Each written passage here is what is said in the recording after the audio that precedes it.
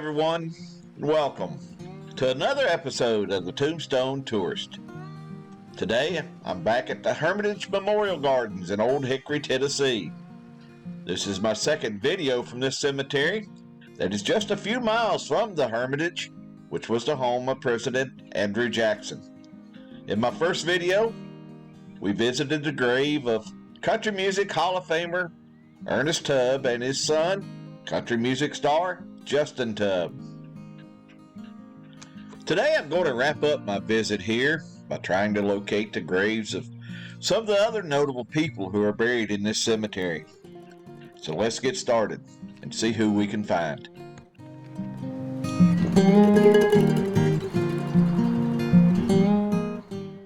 Leaving the grave of Ernest Tubb, I'm going to make my way down and around the corner to the Garden of Peace section. Here we find the grave of a man that you probably won't recognize by his given name, but I bet when I tell you his nickname, you'll know who I'm talking about.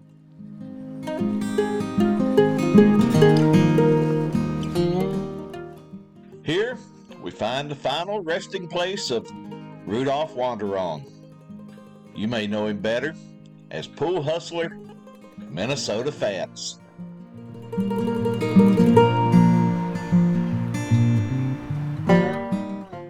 The man we know as Minnesota FATS was born on January the 19th, 1913 in New York City.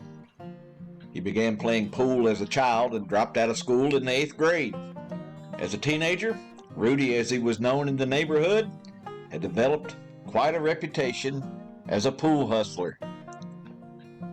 During the Great Depression of the 1930s, Rudy moved to Washington, D.C., where he managed a pool hall in the Anacostia neighborhood. In Washington, he acquired the nickname FATS, and patrons at the pool hall began calling him by other names, like New York FATS, Chicago FATS, and Broadway FATS.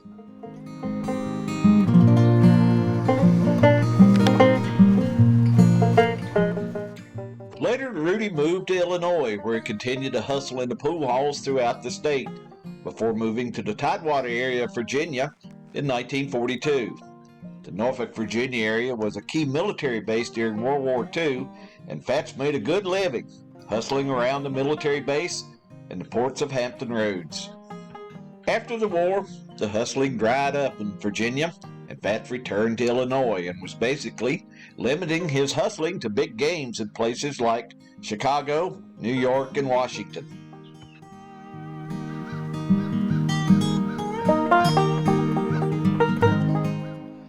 In 1961, a movie called The Hustler was released. It tells a story of a pool hustler named Fast Eddie and his quest to beat the greatest pool player of all time, a guy named Minnesota FATS. Almost immediately, Rudy began calling himself Minnesota FATS and telling everyone that the character in the movie was based on him. Now, whether or not that's true or not is in dispute. But true or not, it paid off for FATS as he capitalized on his new game fame by writing an autobiography and several instructional books on the game of pool and the art of hustling. He was a favorite of the TV talk shows, appearing on the likes of The Joey Bishop Show, The David Frost Show, and was a guest several times on The Tonight Show with Johnny Carson.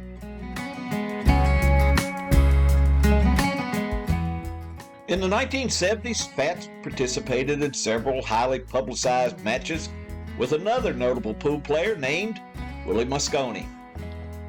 FATS' braggadocious and boisterous antics compared with Mosconi's more laid-back personality made for great television, even though the actual pool matches were highly overrated. Turns out FATS was no match for Mosconi. He lost almost every match. The two men were never friends. In fact, Mosconi once sued FATS for slander. The suit was eventually dismissed.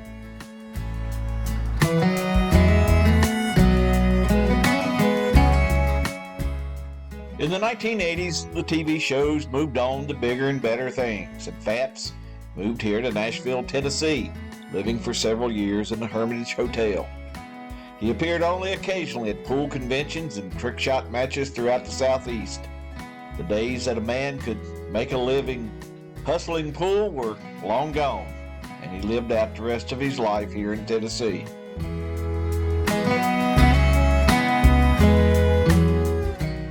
On January the 15th, 1996, Minnesota FATS passed away here in Nashville, just 4 days shy of his 83rd birthday. In true Minnesota FATS fashion, the inscription on his grave marker reads, "Beat every living creature on earth.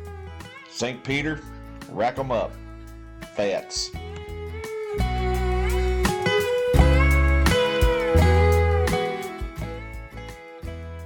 From the grave of Minnesota FATS, I moved back to an area near the Memorial Circle. Here, I wanted to stop and briefly pay my respects to one of the best steel guitar players in country music, the great Hal Rugg.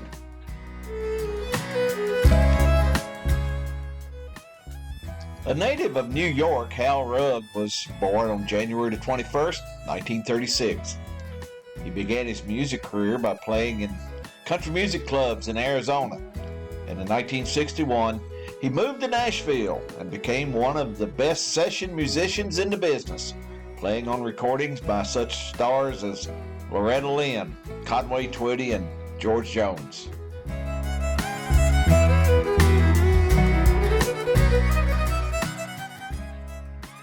In 1963, Hal joined the Grand Ole Opry and began a 16-year career as a member of the Grand Ole Opry staff band. He also began producing many of the country music TV shows that were based here in Nashville, and for 7 years he served as the musical director for the Statler Brothers TV show.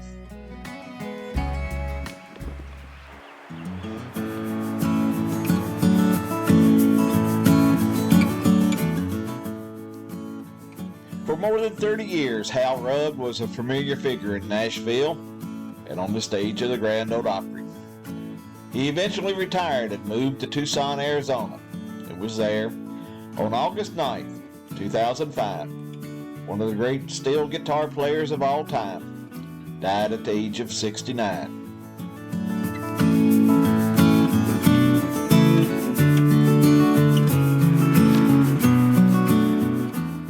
For my final stop here in the Hermitage Memorial Gardens, I'm going to switch gears from country music to NASCAR.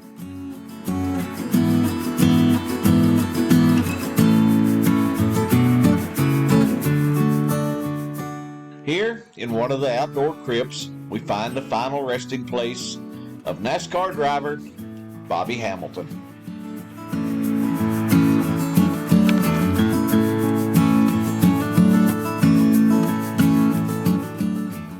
Charles Robert Hamilton was born on May 29, 1957, here in Nashville. His interest in racing developed at an early age, as his grandfather was Preacher Hamilton, who was the car builder and crew chief for country music star and NASCAR driver Marty Robbins.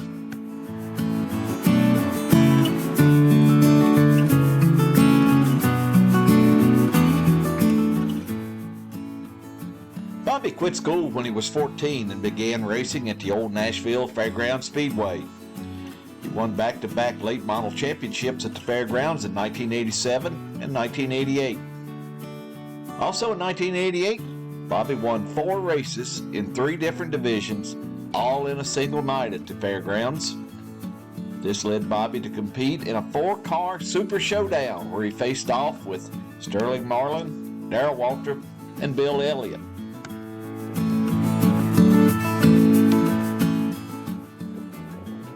Bobby didn't break into NASCAR in the traditional way. He got his start when he was cast to drive one of the movie cars in the movie Days of Thunder. He qualified 5th in the movie car at the 1989 Auto Works 500 in Phoenix. This was unusual in the fact that the car was not expected to be competitive. The number 51 Exxon car was portrayed in the movie as being driven by character Rowdy Burns. Bobby made his official NASCAR debut in the Busch Series race at the Charlotte Motor Speedway in 1988. And over the next 20 years, he competed in all 3 of NASCAR's major divisions.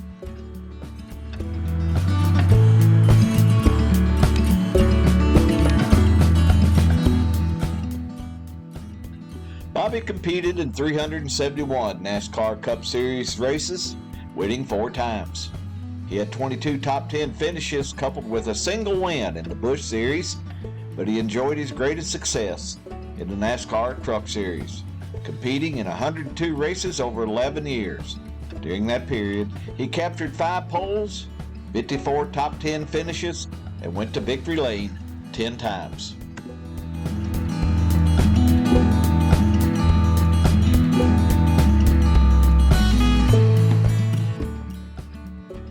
In early 2006, Bobby announced that he had been diagnosed with head and neck cancer.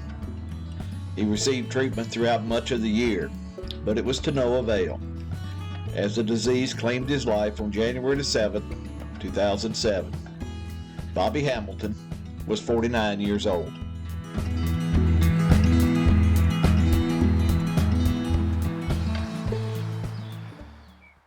Well, this wraps up my visit to the Hermitage Memorial Gardens. If this is your first time here, welcome, and thank you for watching. If you like these types of videos, please consider ringing that notification bell and subscribing. And by all means, I'd really appreciate a thumbs up. If you have a favorite memory of any of the people that we visited in these videos, please leave me a comment. I always enjoy reading them. I try and upload a new video at least once a week, and most of them are related to my visits to cemeteries. Although every once in a while I'll throw in a travel video or something else, like trains. Now once again, thank you so much for watching, and please remember, life is a journey. Be sure to take time and enjoy it, and I'll see you down the road. So long, everyone.